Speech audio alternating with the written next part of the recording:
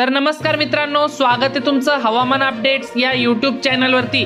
तर मित्रांनो, सध्या आपल्याला राज्यात पावसाची उघाड पाहायला मिळत आहे। बहुतांश भागांमध्ये सूर्यदर्शन झाल्याचं चित्र आपल्याला पाहायला मिळत आहे। मात्र पुन्हा एकदा राज्यातील पावसाचा जोर आपल्याला कधीपासून वाढणार आहे, तसेच आज दिवसभरामध्ये वातावरणात बदल होऊन कोणत्या भागांमध्ये पावसाची शक्यता असणार आहे याविषयी आपण सविस्तर अंदाज जाणून घेणार आहोत। तत्पूर्वी तुम्हाला विनंती मित्रांनो, तुम्ही व्हिडिओ पाहतायत परंतु आपल्या चॅनलला काय सबस्क्राइबच करत नाहीत, त्यामुळे आपल्या चॅनलला सबस्क्राइब नक्की करून घ्या, तसेच व्हिडिओला एक लाईक देखील नक्की करून घ्या, तसेच नोटिफिकेशन बेलला देखील ऑल वरती टाका, म्हणजे नवनवीन व ताजे हवामानाचे अपडेट तुम्हाला लगेच भेटतील। तर मित्रांनो, आपण जसं की स्क्रीनवरती बघू शकता, आपल्याला कोकण पट्टीमध्ये हलका ते मध्यम स्वरूपाचा पाऊस होऊ शकतो। यामध्ये मुंबई, ठाणे, पालघर, रत्नागिरी, रायगड, सिंधुदुर्ग, राजापूर, सावंतवाडी, कल्याण, डोंबिवली तसेच वसई विरारच्या सर्वत्र परिसरामध्ये आपल्याला आज रात्रीपर्यंत ढगाळ वातावरणासह हलका ते मध्यम स्वरूपाचा पाऊस पाहायला मिळतोय।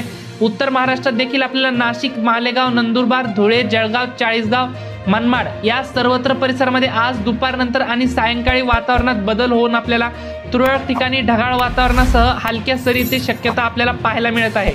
एक मध्य महाराष्ट्रात जर पाहिलं तर मध्य महाराष्ट्रातील आपल्याला पुणे, सातारा, सांगली, कोल्हापूर, सोलापूर, पंढरपूर, अहमदनगर या सर्वत्र परिसरामध्ये आपल्याला ढगाळ वातावरण पाहायला मिळते। तर दुपारपर्यंत तापमानात मोठी वाढ झाल्याचं चित्र पाहायला मिळते। मात्र रात्री दरम्यान आपल्याला भाग बदलत तुरळक ठिकाणी हलक्या सरींची शक्यता हवामान खात्याने वर्तवलेली आहे।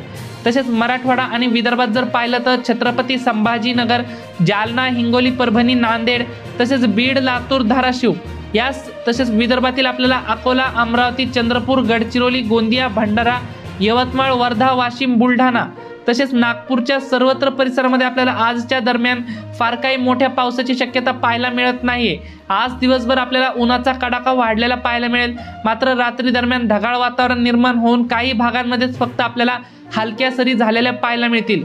एकंदरीत जर संपूर्ण राज्याचा विचार केला तर राज्यातील पावसाचा जोर आपल्याला पुन्हा एकदा 20 सप्टेंबर नंतर वाढणार आहे, पुन्हा मोठा पाऊस वाढणार आहे असा अंदाज सुप्रसिद्ध हवामान अभ्यासक पंजाबराव डग साहेब यांनी वर्तवलेला आहे।